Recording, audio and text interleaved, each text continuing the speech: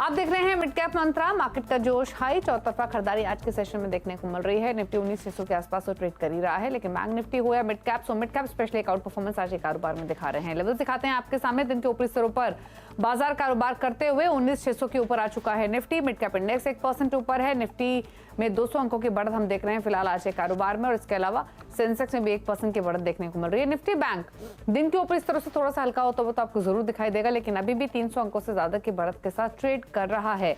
Mid caps में हालांकि एक अच्छी तेजी आज के कारोबार में देखने को मिल रही है। मार्केट की ब्रेथ भी देखेंगे तो वो भी इंटायरली पॉजिटिव ही दिखाई देगी आज के सेशन में। बुल्स का पलड़ा भारी आज के कारोबार में। एनएससी स्टैट्स आपकी स्क्रीन पर लेकर आते हैं और उन स्टैट्स के जरिए आपको ये अंदाजा लगेगा कि बढ़ने वाले स्टॉक्स कहीं ज्यादा हैं गिरने वाले स्टॉक्स के सामने। 2008 स्टॉक्स है जो कि तेजी के साथ कर रहे हैं ट्रेड, 960 स्टॉक्स है जो गिरावट के साथ कर रहे हैं कारोबार। आज के सेशन में सभी सेक्टर्स में बाइंग देखने को मिल रही है।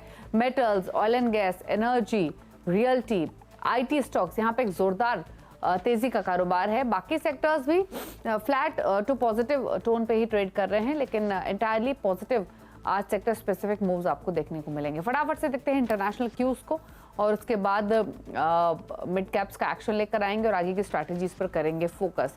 क्यूज देख लेते हैं इंटरनेशनल मार्केट से। एशियन मार्केट से शुरुआत करते हैं, जहां पर सभी बाजार तेजी के साथ ही कर रहे हैं ट्रेड। चाइना का डेटा बेटर देन एक्सपेक्टेड रहा। यूएस में इन्फ्लेशन सॉफ्ट हुई है और इन ग्लोबल ट्रिगर्स की वजह से हमने खरीदारी देखी है। सभी एशियाई बाजार 2.5% तक ऊपर ट्रेड कर रहे हैं। हांगकांग का बाजार तो 4.25% ऊपर कारोबार कर रहा है आज के सेशन में। अमेरिका के फ्यूचर्स और दिखाते हैं। डाउ फ्यूचर्स 44 अंकों पर है, नैस्डैक का फ्यूचर 34 अंकों पर है। तो यहाँ पे हरे निशान में ही ट्रेडिंग होते हुए दिखाई दे रही है। तो बायस पॉजिटिव है अमेरिका के फ्यूचर्स का भी। अब रिमेनिंग सत्र के लिए ट्रेडिंग व्यू क्या हो सकता है, इस पर करते हैं फोकस। प्रभुदास लीलाधर की शिल्पा राउत हमारे साथ मौजूद है। शिल्पा बताइए, डेटा चार्ट्स के बेसिस पे क्या ट्रेडिंग व्यू रहेगा मार्केट क्लोजिंग तक निफ्टी बैंक निफ्टी पर? गुड आफ्टरनून दीपाली जी। यहाँ पे अगर हम लोग बात करेंगे तो निफ्टी और बैंक निफ्टी दोनों के सेटअप पॉजिटिव है, बट ऑफ कोर्स ये गैप अप के साथ खुला है, तो यहाँ पे हमने फर्दर एक अपसाइड नहीं देखा है।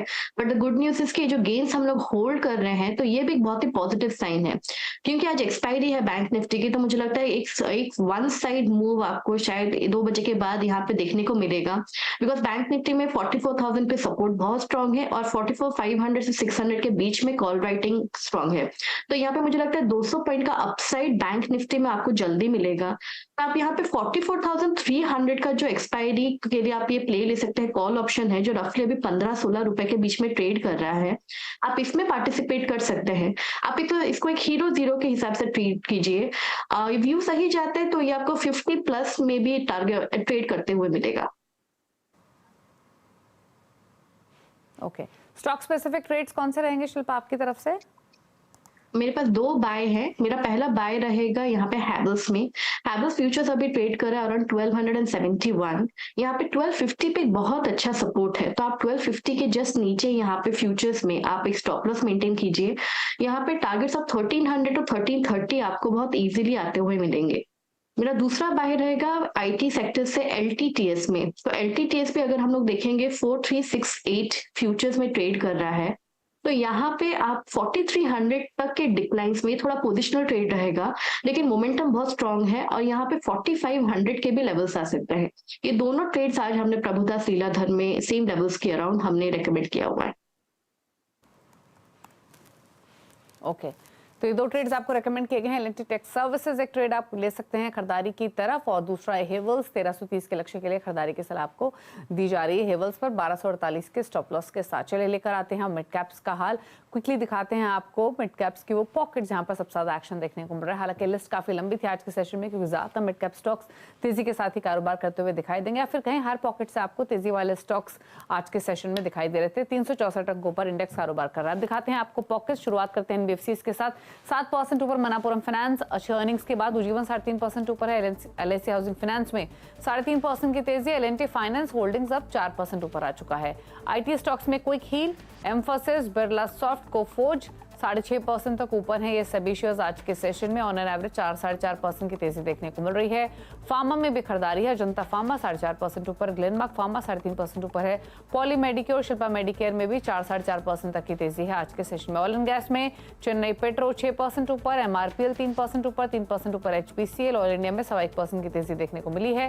साथ ही रियल्टी स्टॉक्स, ओबेरॉय रियल्टी 5.5% ऊपर, ब्रिगेड 4% ऊपर है, 4.25% ऊपर है फिनिक्स मिल्स। प्रेस्टीज एस्टेट में 3% से ज्यादा की तेजी है। ऑटो एंसिलरीज में सोना बीएलडब्ल्यू 3.5% ऊपर, बालकृष्ण इंडस्ट्रीज 2.25% ऊपर है, 13.5% ऊपर आ चुका है गैब्रियल। अपोलो टायर्स 2.5% ऊपर कर रहा है ट्रेड। सीमेंट स्टॉक्स में स्टार सीमेंट 8.5% ऊपर, 3.25% ऊपर जेके लक्ष्मी सीमेंट, सेंचुरी टेक्सटाइल 3.5% ऊपर और 4% ऊपर ओरिएंट सीमेंट आज के सेशन में कारोबार करते हुए दिखाई दे रहा है। तो ये वो पॉकेट्स हैं मिड कैप्स में जहां पर एक अच्छी रौनक देखने को मिल रही है। बहुत ही सेलेक्ट स्टॉक्स हैं मिड कैप्स में जो कि लाल निशान में कर रहे हैं कारोबार आज के सेशन में। लेकिन बात करेंगे सीमेंस की, क्योंकि सीमेंस का स्टॉक फोकस में बना हुआ है और एक बड़े डीमर्जर का ऐलान हुआ है सीमेंस में। सिर्फ इतना ही नहीं, सीमेंस ग्रुप सीमेंस इंडिया में हिस्सेदारी भी बढ़ाने जा रही है।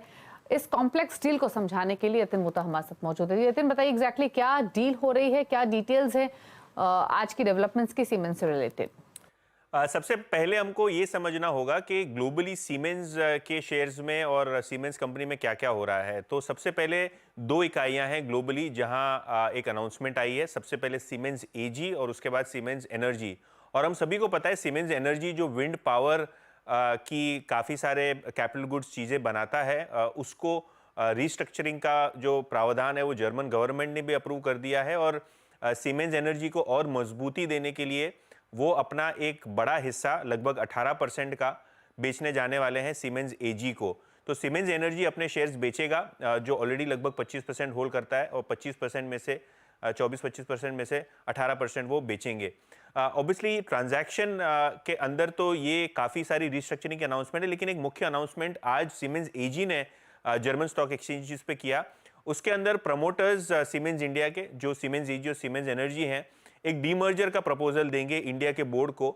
और जो ग्लोबली एनर्जी बिजनेस का डीमर्जर ऑलरेडी हो चुका है वो इंडिया बिजनेस में भी करने का प्रपोजल वो अब पेश करने वाले हैं बोर्ड के सामने। तो इससे जो है डीमर्जर की जो प्रक्रिया वो तेज हो जाएगी।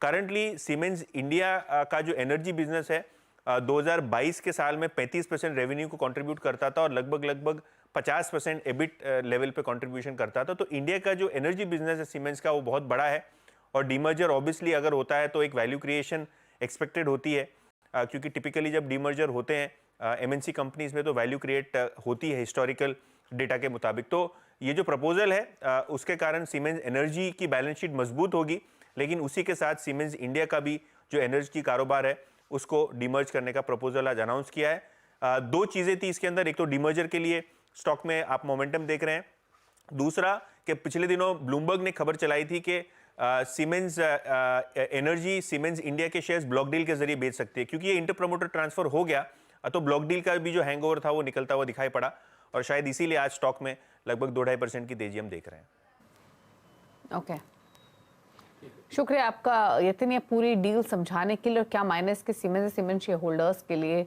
रहेंगे, लेकिन एक बड़ा डीमर्जर सीमेंस के पर्सपेक्टिव से।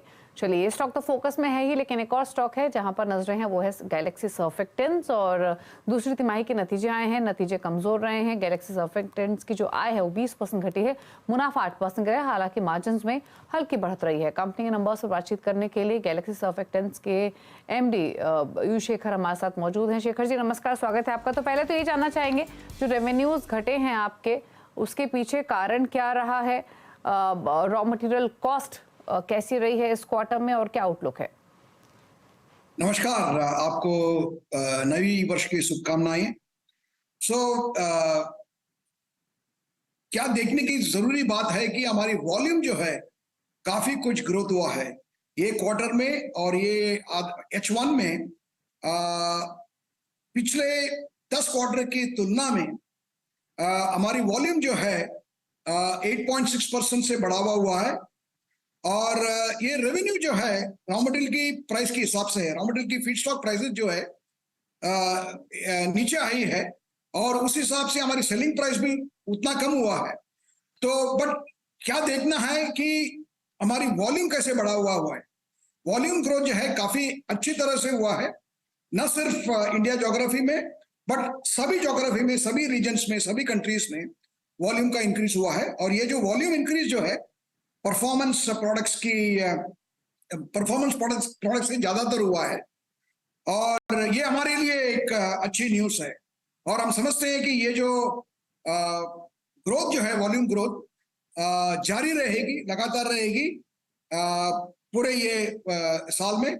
और हमारा ये आशा है कि ये पूरी वर्ष में 23-24 में हमारा वॉल्यूम ग्रोथ जो है, जो हमने गाइडेंस दिया था 6 to 8%, उसके अपर बैंड में ही रहेगी।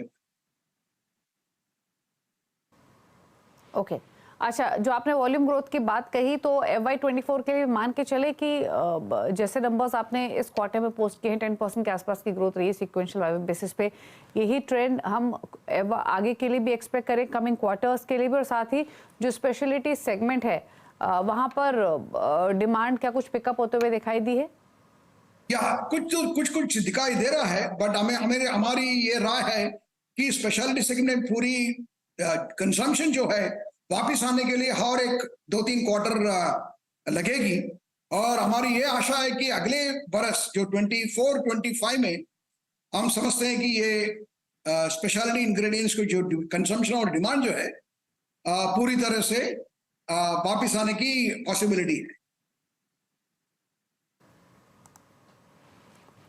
ओके अच्छा, एक चीज़ और आपसे समझना चाहेंगे, अगर हम अलग अलग सेगमेंट्स आपके देखें, अलग अलग ज्योग्राफीज अगर हम देखें, स्पेशली जो आपका अफ्रीका, मिडिल ईस्ट या फिर जो ईस्ट या टर्की रीजन है, वहाँ पर थोड़े से वॉल्यूम प्रेशर रहे थे, कुछ सुधार वहाँ पर दिखाई दिया है? और आगे की क्या आउटलुक बन रहा है अगर हम ओवरसीज मार्केट की बात करें? जरूर सुधार दिखाई दे रहा है Africa, Middle East, Turkey region में। हमने ये क्वार्टर में जो है हमारी वॉल्यूम ग्रोथ हुई ऑलमोस्ट 9%, एंड पूरे हाफ के लिए Africa, Middle East, Turkey region में हमारा वॉल्यूम ग्रोथ था सुमार एक 5%। सो ये जो रिकवरी जो है दिख रहा है, एक समझना चाहिए कि ये अफ्रीका, मिडिल ईस्ट रीजन में इन्फ्लेशन जो है काफी हाई है, काफी बढ़ावा हुआ है, 50-60% की इन्फ्लेशन है, जिसकी वजह से कंजम्पशन में जरूर कुछ असर पड़ा है। बट हम देख रहे हैं कि अभी कुछ मॉडरेशन हो रहा है, और जिसकी वजह से हमारी ये आशा है कि वॉल्यूम ग्रोथ जो है अभी जारी रहेगी। ओके चलिए, शुक्रिया सर बातचीत करने के लिए और अर्निंग्स पर कमेंट शेयर करने के लिए। गुड लक आपको कमिंग क्वार्टर्स के लिए। तो वॉल्यूम ग्रोथ मेंटेन रहेगी आगे के लिए भी। ओवरसीज मार्केट में भी सुधार दिया है वॉल्यूम फ्रंट पे। स्टॉक अगर आप देखेंगे तो 2844 पर फिलहाल कारोबार करते हुए आज के सेशन में। चलिए, तो ये तो बात हुई गैलेक्सी सर्फेक्टेंट्स के। रुक रहे के साथ एक ब्रेक के लिए, जल्द वापस आते हैं छोटे से ब्रेक के बाद।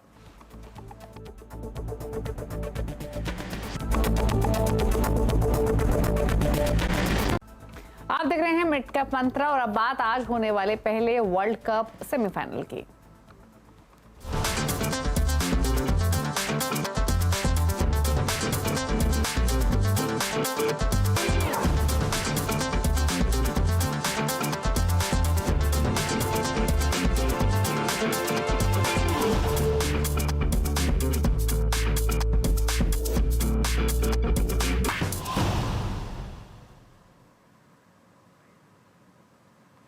और आज पूरे देश की नजर मुंबई के वानखेड़े के मैदान पर है, जहां क्रिकेट वर्ल्ड कप का पहला सेमीफाइनल खेला जाना है। पहले सेमीफाइनल में न्यूजीलैंड से टीम इंडिया की टक्कर होगी। दोपहर 2 बजे से मुकाबला शुरू होगा और आज के मुकाबले के लिए क्रिकेट प्रेमियों में खासा उत्साह है। टीम इंडिया की कामयाबी के लिए फैंस दुआएं कर रहे हैं। 2023 में हम ही जीतेंगे और अच्छा खासा परफॉर्म कर रहे हैं हम लोग की टीम। और आज मैं सिद्धिविनायक जाके आया हूँ, प्रसाद वगैरह लेके आया हूँ, तो सब मन्नत वगैरह मांग के आया हूँ कि अपना ही टीम जीतेगा। सर जाहिर बात है इंडिया तो सपोर्ट करूंगा, बीवी हैदराबाद की है तो इंडिया इंशाल्लाह फाइनल तो वर्ल्ड कप रह जाएगा। रोहित शर्मा।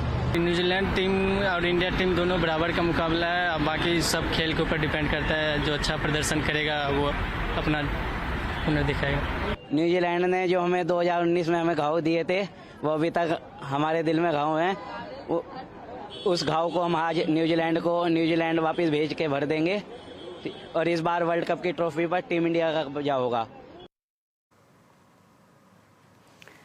तो पूरे देश भर में फैंस एक्साइटेड हैं, दुआएं कर रहे हैं कि इस बार वर्ल्ड कप हमारा है। और उससे पहले न्यूजीलैंड से जो आज का मुकाबला रहेगा वो भी काफ़ी इंटरेस्टिंग रहेगा। तमाम पोल्स हो रहे हैं और इंटरेस्टिंग ये है कि सभी पोल्स में 70-75% लोग मानते हैं कि जीत इंडिया की ही होगी। 2 बजे से मुकाबला शुरू होगा और नजरें इस पर बनी हुई हैं। लेकिन आगे बढ़ेंगे, खिलाड़ी नंबर 1 का अपडेट लेकर आते हैं। खिलाड़ी नंबर 1 में जो मुकाबला हो रहा है वो इक्विनॉक्स के पंकज रांदड़, एंजल ब्रोकिंग के समीर चौहान, wavestrategy.com के आशीष क्याल के बीच में अपडेट आपके सामने। इंटेलेक्ट डिजाइन अरेना एक ट्रेड ऐड कर रहे हैं आशीष 755 के टारगेट्स के लिए और 666 यानी 666 ये इनका स्टॉप लॉस है। मुनाफे के मीटर में दिखाते हैं क्या फिलहाल रिटर्न्स आ रहे हैं। तो लीड कर रहे हैं आशीष क्याल 5% के रिटर्न्स के साथ। पंकज का पोर्टफोलियो 5.5% के रिटर्न दे रहा है। समित का पोर्टफोलियो -8.46% के रिटर्न्स लेंड कर रहा है।